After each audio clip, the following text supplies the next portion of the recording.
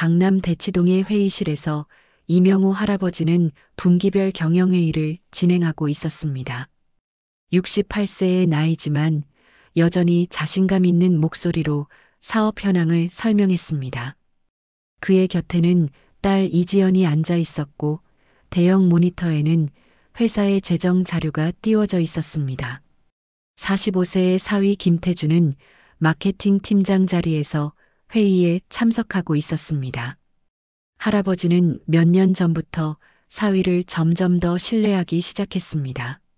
처음 사위가 회사에 들어왔을 때는 조심스러웠지만 이제는 회사 통장과 인감까지 맡겼습니다. 사위는 한 번도 할아버지를 실망시킨 적이 없는 것처럼 보였습니다.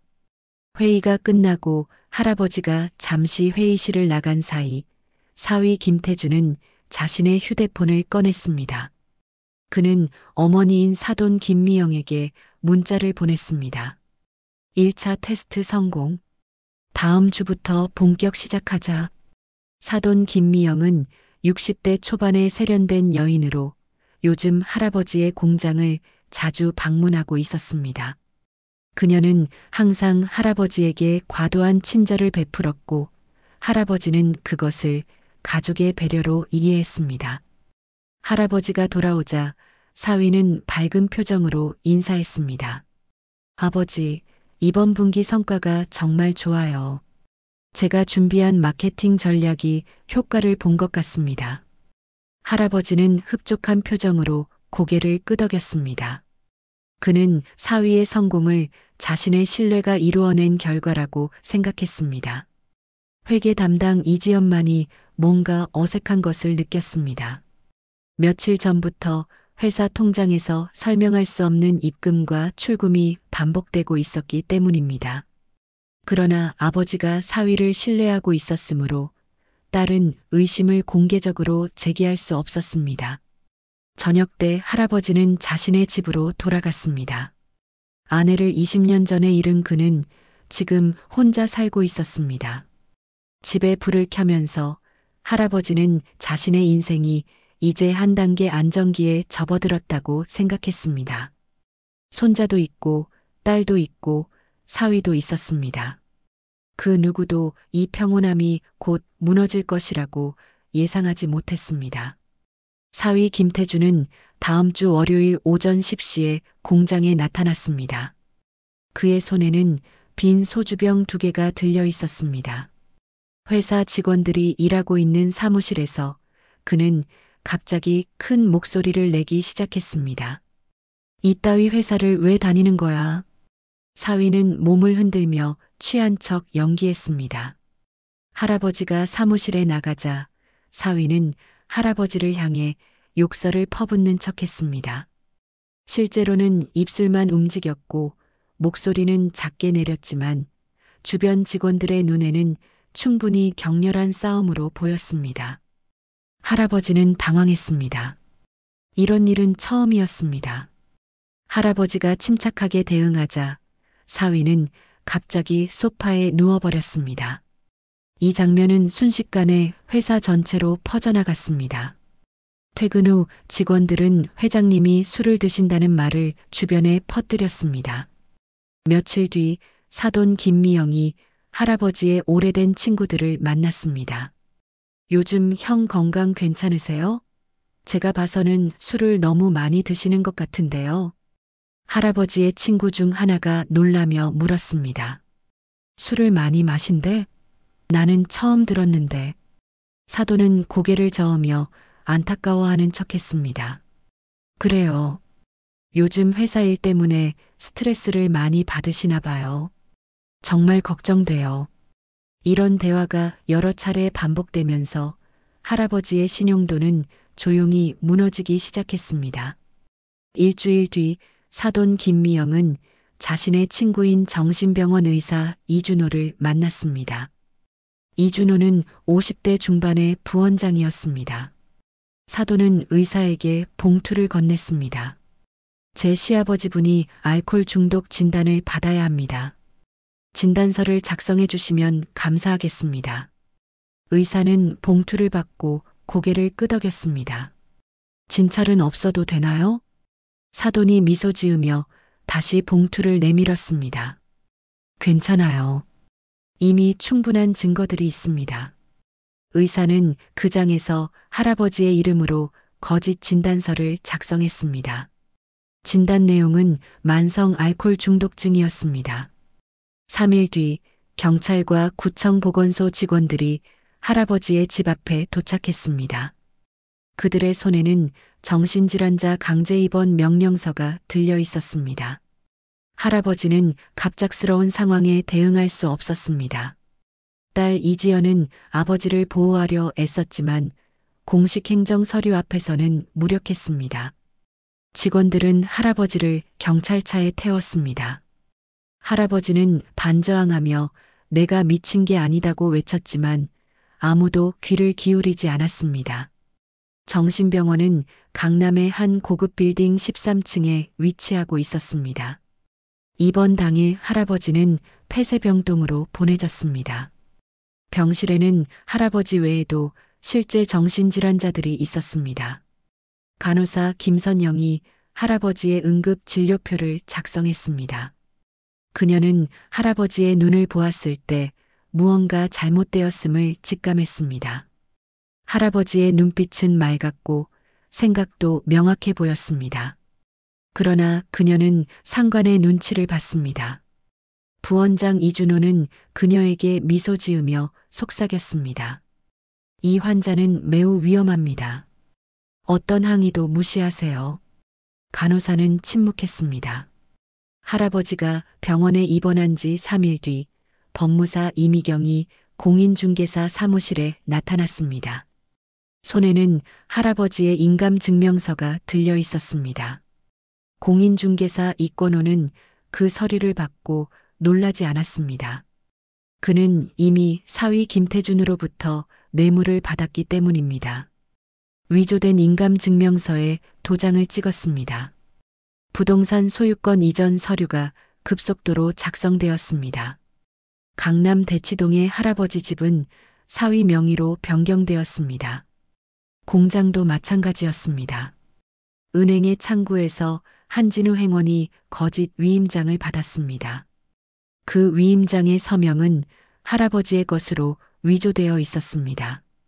행원은 통장에서 15억 원을 인출하는 것을 승인했습니다. 그 돈은 사위의 개인 계좌로 이체되었습니다. 병원에서 할아버지는 매일 같은 일과를 반복했습니다. 아침에 일어나고 밥을 먹고 약을 먹고 잠을 자는 것. 그는 퇴원 신청을 했지만 의사들은 항상 거절했습니다. 당신은 아직 회복이 덜 되었습니다. 할아버지의 눈은 점점 더 어두워져 갔습니다. 이번 2주째 할아버지는 기회를 포착했습니다. 간호사 교대 시간에 폐쇄병동의 문이 잠깐 열렸습니다. 할아버지는 그 틈을 놓치지 않고 나갔습니다. 엘리베이터를 타고 1층으로 내려갔습니다. 누군가 알아챌까봐 가슴이 철렁했지만 아무도 막지 않았습니다. 병원 로비를 빠져나와 거리로 나섰을 때 할아버지는 깊은 숨을 내쉬었습니다. 자유였습니다. 그러나 그 자유는 무한한 절망의 시작이었습니다. 할아버지는 택시를 타고 자신의 집으로 향했습니다. 대치동 아파트 앞에 도착했을 때 낯선 사람이 집의 현관에서 나오고 있었습니다. 할아버지는 경비원을 불렀습니다. 이건 제 집인데 왜 남의 사람이 나옵니까? 경비원의 얼굴이 어색해졌습니다. 저 할아버지, 이 집은 이미 소유자가 바뀌었습니다. 한 달 전에요. 할아버지의 온몸에 힘이 빠졌습니다. 공장으로 가는 길 할아버지는 이미 그곳도 자신의 것이 아닐 것이라고 느끼고 있었습니다. 공장 정문에는 김태준 대표라는 새로운 명판이 붙어 있었습니다. 할아버지는 은행으로 갔습니다. 자신의 통장을 확인해야 했습니다. 은행원은 컴퓨터를 두드렸습니다. 고객님의 계좌는 현재 거액 인출로 인해 동결된 상태입니다. 할아버지는 그 말을 듣는 순간 68년의 인생에서 가장 무거운 침묵을 경험했습니다. 딸 이지연에게 전화했을 때 딸의 목소리는 울음으로 진동하고 있었습니다. 아버지, 지금 어디세요? 저리로 오세요. 빨리. 할아버지는 딸의 집으로 갔습니다.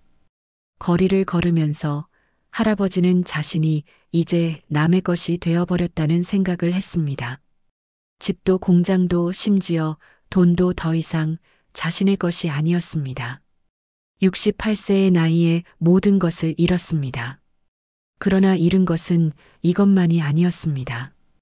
더 큰 것을 잃었습니다. 그것은 신뢰였습니다. 딸의 집에서 며칠을 지낸 할아버지는 결국 행동에 나섰습니다. 대학 동창인 변호사 박준영을 찾아갔습니다. 박준영은 시각을 흐리지 않고 상황을 듣고 있었습니다. 이건 조직적인 사기입니다. 증거를 모아야 합니다. 할아버지는 고개를 끄덕였습니다. 박준영은 사설탐정 이영석을 소개했습니다. 이영석은 경찰청에서 30년간 근무한 후 탐정으로 전직한 인물이었습니다. 그의 첫 번째 과제는 정신병원의 거짓 진단서를 추적하는 것이었습니다. 탐정은 병원 청소 직원과 만났습니다. 직원은 진단서 발급 과정에서 이상한 점들을 말했습니다. 의사가 진찰도 안 하고 바로 진단서를 썼어요. 탐정은 병원 시스템에 접근했습니다. 의료 기록을 확인해 보니 할아버지의 진단 과정에 어떤 검사 기록도 없었습니다. 혈액 검사도 정신 진단도 어떤 것도 없었습니다. 탐정은 병원 의사 이준호의 통화 기록을 구했습니다. 그 기록에는 사위 김태중과의 대화가 남아 있었습니다. 진단서 만드는 거 확인됐나요? 응. 500만 원만 더 주면 돼. 그 대화만으로도 충분했습니다. 공인중개사 이권호의 거래 기록도 추적되었습니다. 공인중개사법 위반으로 위조 인감을 발급한 흔적이 명확했습니다. 은행의 감시 카메라도 확인되었습니다. 한진우 행원이 거짓 위임장으로 15억 원을 인출하는 모습이 영상으로 기록되어 있었습니다. 가장 중요한 증거는 사위와 사돈의 휴대폰 메시지 기록이었습니다. 탐정은 법적 절차를 따라 이 메시지 기록의 열람을 허용받았습니다. 그 메시지들은 범죄의 전 과정을 담고 있었습니다. 1단계 완료. 다음은 2번 진행. 2번 확인됨. 서류 위조 시작하자. 계좌 인출 승인 났다. 변호사 박준영은 이 모든 증거를 정리했습니다. 6개월간의 수집 활동 끝에 드디어 법정 제출 준비가 완료되었습니다. 할아버지는 딸 이지영과 함께 검찰청을 방문했습니다. 검찰청의 한 사무실에서 형사 담당 검사 윤미라가 할아버지를 마주했습니다. 검사는 제출된 모든 증거를 검토했습니다. 그녀의 표정은 점점 더 진지해졌습니다. 이것은 확실한 사기 사건입니다. 기소하겠습니다. 할아버지는 한숨을 내쉬었습니다. 법정 투쟁의 시간이 왔습니다. 1심 법원의 법정은 매우 지루한 공간이었습니다. 판사는 무표정했고 검사와 변론인들은 사무적으로 말했습니다. 변호사 박준영이 첫 번째 증거를 제시했습니다. 피고인 김태준이 정신병원 의사 이준호와 주고받은 녹음 파일입니다. 법정에서 대화가 재생되었습니다. 진단서 만드는 거 확인됐나요? 응. 500만 원만 더 주면 돼. 판사의 눈이 커졌습니다. 다음 증거는 은행 감시 카메라 영상이었습니다. 행원 한진우가 명백히 위조 위임장으로 거액을 인출하는 모습이 화면에 띄워졌습니다. 사위의 변론인은 약하게 이의를 제기했습니다. 위임장의 진위를 구체적으로 조사해야 합니다. 그 순간 법원의 필적 감정 전문가가 증거를 제시했습니다. 할아버지의 필적과 위임장의 필적은 완전히 다릅니다. 100% 위조된 것입니다. 정신병원의 간호사 김선영이 증인석에 섰습니다. 그녀는 처음 긴장했지만 곧 담담하게 증언했습니다. 환자는 정상적인 정신 상태였습니다. 내 경험으로는 알코올 중독이나 정신질환이 전혀 없었습니다. 의료감정 전문가는 진단서의 작성 과정에 대해 설명했습니다. 진단서에 어떤 임상 검사 기록도 없습니다. 이는 의료법을 명백히 위반한 것입니다.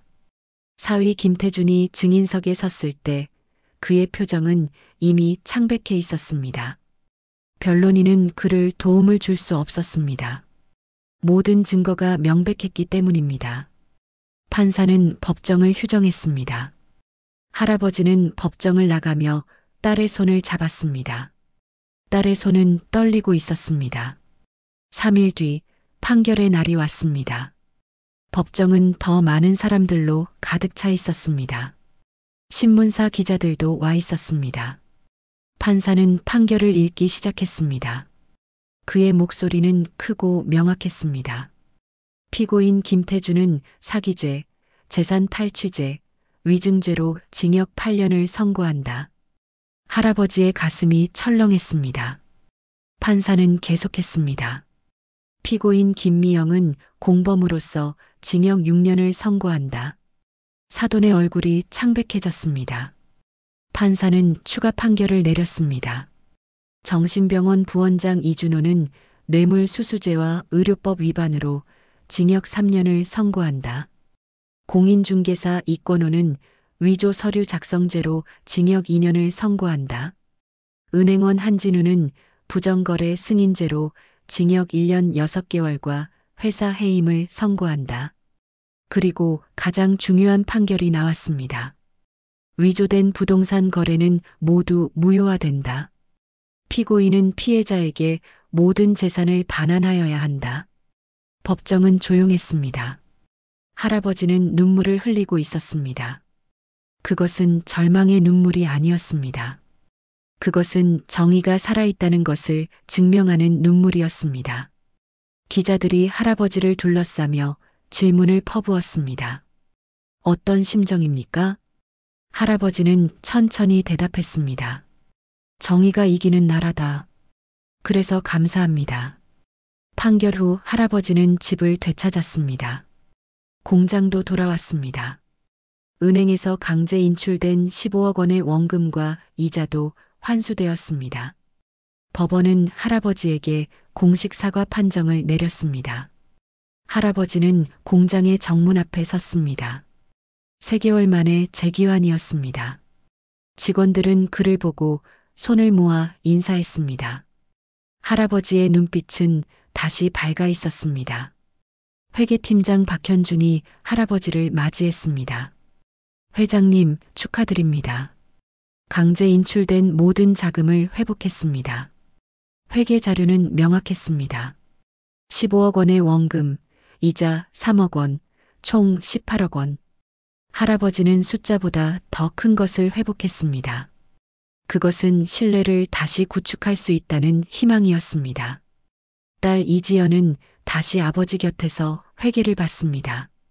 아버지는 회계팀에 새로운 감시 시스템을 도입했습니다. 모든 거래에 감시 카메라를 설치했습니다. 투명성이 가장 최우선이 되었습니다. 할아버지는 회의실에서 전 직원을 소집했습니다. 앞으로 이 회사는 투명성을 최우선으로 합니다. 어떤 비리도 용납하지 않을 것입니다. 직원들은 고개를 끄덕였습니다. 할아버지는 집으로 돌아갔습니다. 그 집도 다시 자신의 것이었습니다. 그는 집의 곳곳을 정리하기 시작했습니다. 금고를 다시 정돈했습니다. 서류들을 정리했습니다.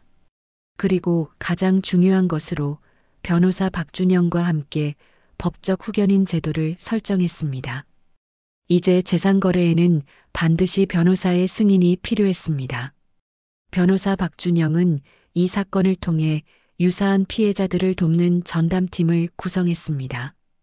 법원은 할아버지에게 감사장을 수여했습니다. 경찰청과 검찰청도 마찬가지였습니다. 할아버지는 자신의 경험을 바탕으로 노인 보호법률 상담센터 설립에 후원하기로 결정했습니다. 한 번의 배신이 다른 많은 사람들을 보호하는 계기가 되었습니다. 저녁 때 할아버지는 공장 사무실에 혼자 앉아 있었습니다. 창밖의 강남은 여전히 밝은 조명으로 가득 차 있었습니다. 그러나 할아버지의 마음은 이제 그 조명보다 더 밝았습니다. 왜냐하면 그는 68세의 나이에 가장 중요한 것을 배웠기 때문입니다. 그것은 돈의 가치가 아니라 정의의 가치였습니다. 이 사연을 끝으로 비록 모든 것을 잃었더라도 정의를 추구하는 용기만 있다면 세상은 당신을 버리지 않는다는 것을 기억해 주세요.